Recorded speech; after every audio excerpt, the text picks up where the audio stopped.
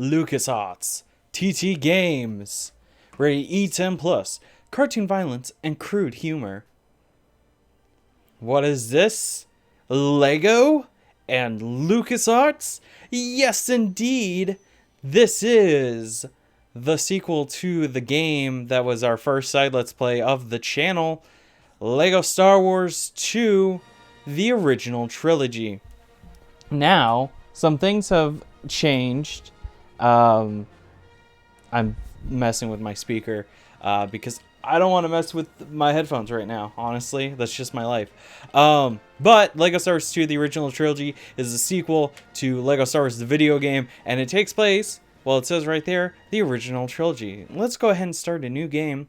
In a personal file, I got 99%, and this game tracks percentage completion not only by how many characters you've unlocked and how many gold bricks you've gotten, but also how many extras you've purchased and how many hints. So anything that can be purchased or unlocked counts towards your 100% completion. So as we can see, I am playing this on the GameCube, which is why things look a little weird. I do have an upscaler, set it to, and I set it to 1080p. I can talk, but it still doesn't look that great. But also, it's a GameCube. What do you expect? So here we only have the one Star Wars episode, and then we can have the one chapter, Chapter 1, Secret Plans, their story, and free play. And this is going to be structured much like how my Let's Play of Lego Star Wars the video game was structured, wherein we do 2 chapters every episode, and then when we're done with story mode, then we have an episode dedicated to the free play mode of every movie. But I might want to divide that up to where it's like, maybe it's half the movie. It's something I've been debating on for a long time and I still haven't figured out. Like with Jedi Academy, which released this day, earlier today, I'm using this as a buffer. You can pause and read it all, but I'm trying to give my whole spiel for this whole thing. But yeah, so that's kind of how I plan to go about this series. We both will know exactly how I'm going to tackle free play mode when we get there. There will be a few bonus episodes. I'll do all the free play mode, and then there are bonus modes after that that will be covered in a series of bonus episodes.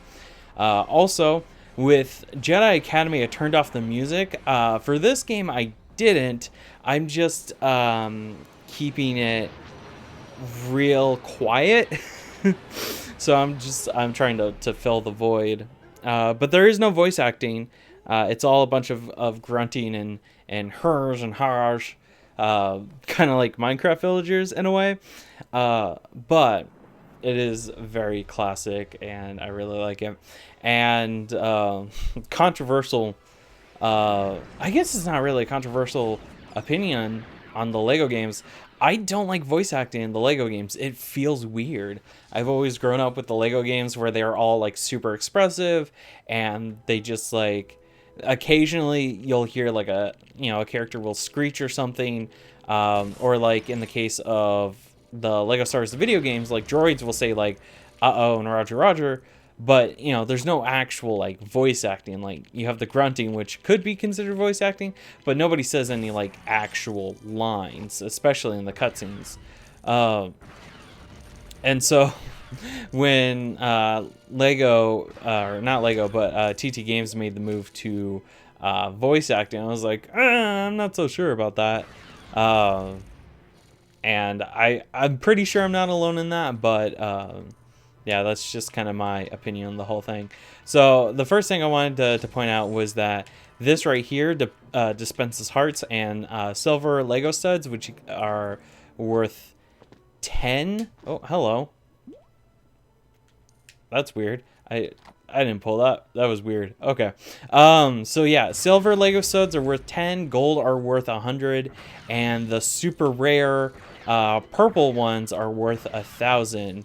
And as per Lego game rules, you want to collect enough Lego studs to get true Jedi, You do this twice, once for free play mode and once for story mode, which is very nice. I will say that this Lego Star Wars 1 and 2 got a re-release in the form of Lego Star Wars The Complete Saga, and I was debating on covering that game, but then I realized I would just be repeating my Lego Star Wars the video game Let's Play, and then doing Lego Star Wars 2 on top of that, like, the same time.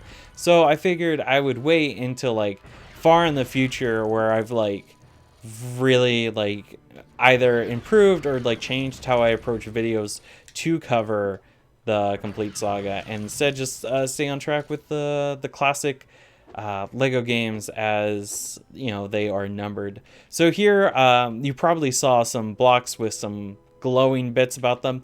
The blue ones can be controlled by Jedi, and red can be controlled by Sith. This game, I guess you could call it, its official genre is an action adventure game, but it's in a sense has some things in related with Metroidvania, where instead of it being abilities that you collect over the course of the game and then go back to earlier areas to get new pickups, it's actually you get new characters and then you go back to previous areas in free play mode and access areas that aren't normally available. So as we can see here, we need a droid to open that. It shows the picture of C-3PO, but it could actually be other droids. Here you can see this metal box, or what I always call them. Everything that's metal is a metal box, apparently, in my brain. But we need a certain character to break that. We need a certain character to get through that chute. Thankfully, we are blaster characters, so like the little hint said, we can grapple up here. Real quick, I want to show. So we do have some extras here. You get a few extras right off the bat that you can buy. Use old save, extra toggle, fertilizer, disguise, daisy chains, Chewbacca carrying C-3PO and Toad Death Star. These are all cosmetic, and the new old save is a different thing that we will go over later. And then adaptive difficulty is what it says on the tin. So if you're having a really hard time, the game will ease up, but if you're going about it real easy, it will press on. It will increase the difficulty on you. So think of it kind of like Left 4 Dead's what is it called? The director AI from Left 4 Dead. Gosh, I can't talk. Or like Resident Evil, and how it has adaptive difficulty. What is up with me today? I cannot talk. Oh man, I don't know. Maybe it's because of thinking about my dog all day. She is quite the old lady, and by that I mean she's far outlived the life expectancy of both German Shepherd and Huskies, because she is a German Shepherd Husky mix. But I mean, she's tough. Also, it's 2020, so either this is the year that she goes, or this is the year where she's like, I'm here forever because I am immortal. And honestly, that would be the biggest twist of 2020. Be like Sunkiss from Half-Life VR, but the AI is self-aware. I made an immortal dog. God bless. Here we have another one of those access panels. This one can only be accessed by bounty hunters, as the tooltip said. Early on, there are a lot of tooltips, and I wonder, can we turn them off? The answer is no. There is, whoops, did not mean to do that. There is widescreen, which doesn't really work, at least on, it doesn't work on any of the displays that I've ever had. So I'm not entirely sure how that's supposed to work, but you know, it is what it is. Whoop, there we go. I see some more stormtroopers, and oh, I almost got them all.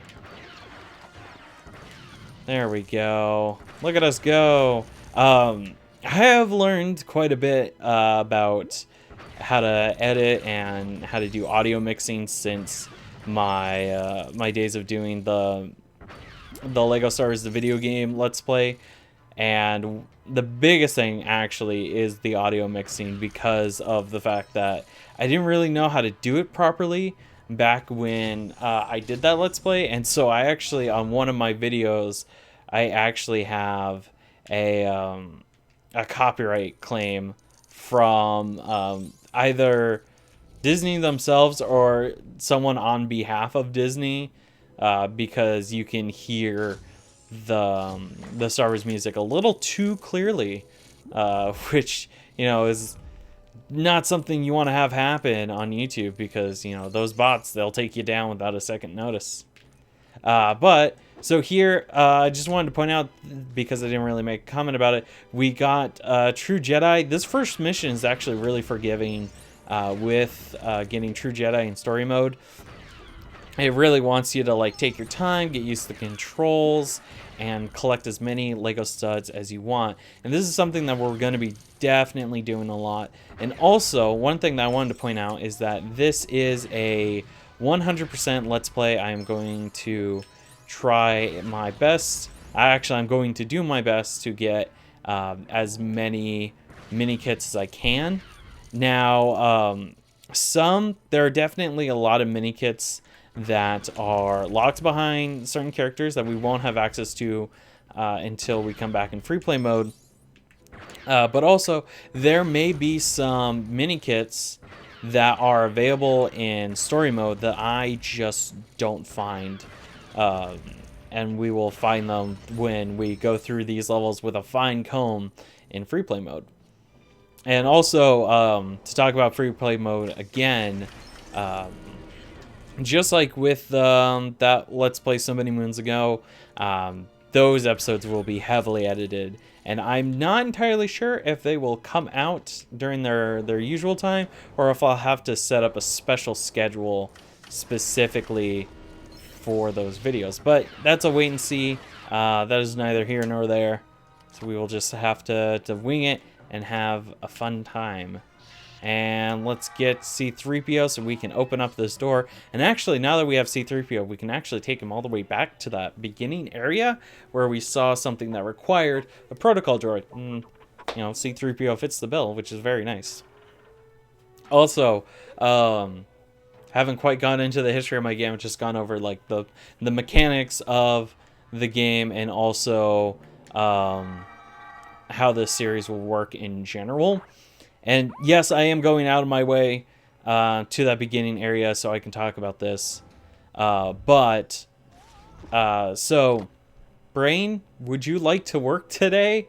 Gosh, I recorded some Jedi Academy earlier, and there was a point my brain just went on holiday, and I could not remember for the life of me what I was trying to say, if I was even trying to say anything of meaning, or anything worthwhile. What have you. Let me try and think. So I actually have a history with this game. Specifically, the first ever time I got this game was for PC, and my copy actually didn't work. And so, you know, getting a replacement copy was something that just wasn't a thing. And so I just, you know, instead I would go to what was the website, GameSpot, and also go to you know, open up the instruction manual, and I would read the heck out of that instruction manual for like days. And it's like, it got to the point where I kind of really annoyed my mom with the fact that it's like I couldn't play this game, but I had access to all of these like supplemental materials for the game that I could just like consume ad nauseum. So it wouldn't be until like a few years later that I would actually get a replacement copy for PC and it worked. And honestly, it was like the best day of my life. And then at a few years ago, I actually got... Was it a few years ago, or was it just a year ago? I don't know. 2020's made my perception of time like really warped. But I actually got a copy for the GameCube from Hastings. Now you may be wondering, why am I recording this using the GameCube version and not the PC version? Well, for starters, there's not a lot of difference. And also, I've always found controlling these games with a GameCube controller a lot easier than any other controller. And I think that's just because, despite having played the PC version of this game for most of my childhood, I actually plugged so many hours into Lego Star Wars 1 on the GameCube that I actually have a hard time playing a Lego game on anything else.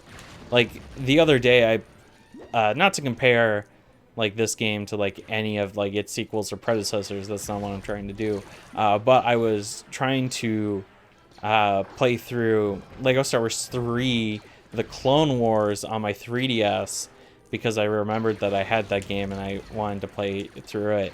And there's just something about, like, the 3DS controls that I was just having a hard time with. And I think it was just because, like, in my personal opinion, the thumb pad for the 3DS does not feel snappy. And maybe it's just mine, or it's the fact that it's a thumb pad, not a thumbstick that clicks. So, I don't know. But it's definitely something where I was flipping between the two, and eventually I settled on the GameCube version. And also because I'm not 100% sure if the PC version has 1080p, and my current laptop doesn't actually have a disk drive, so there's no way for me to know currently. But, you know, at some point I might figure that out, and if it does support 1080p, that'd be really crazy for a game being that old. But yeah, so real quick, I just realized that because I went all the way there and broke all the crates, but I forgot to go ahead and drop C-3PO over there. This is kind of like our first little puzzle. We have this claw, and my controller is rumbling like nuts. Also, I keep pressing A instead of B. That's just a me thing. That's not the controls. That's just me. But yeah, so I meant to send C-3PO over there before coming all the way over here, but I kind of forgot. But yeah, so like sometime this, the week that, either the week I'm recording this or the week that you're getting this, I will find out if the PC version can do 1080p.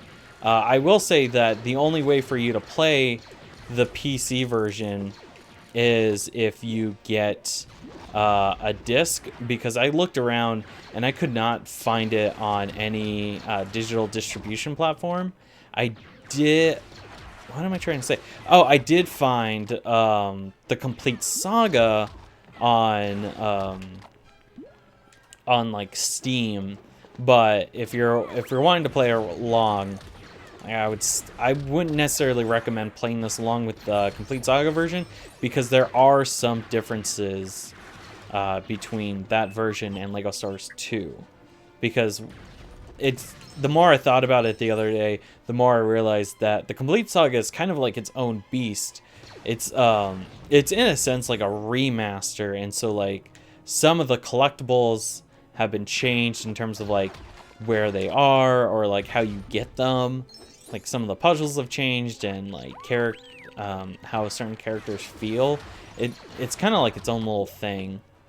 So that's just a word of warning if you want to like try and follow along with the complete saga. You can, in theory, but there may be points where we have very different experiences just because of how those games are. So fair warning. There we go. And let's build this up. Nice. Alright, and now here we are towards the end. Checking my time, it is 20 minutes. Yeah, that's kind of... These, actually, the more I think about it, because I wanted to do these, like, one... what am I trying to say? Like, 2 missions per episode, but the fact that we're at 20 minutes already? I mean, minus, like, a couple of minutes. That's actually a good question. I will figure that out once we finish the episode. Or finish the chapter. And after we have the cutscenes and everything, I'll have to double check. See how things are going. Alright, let's do that.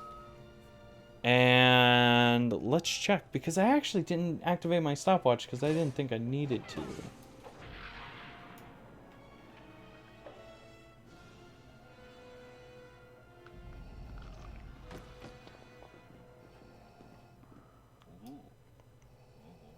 Alright, so it's actually,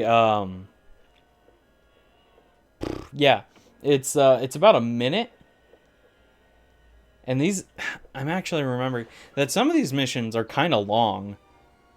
Because they're just bigger missions all around. Which isn't necessarily a bad thing. But, the cutscenes definitely feel a lot longer too. So it all depends. If I stick with the 2-mission structure,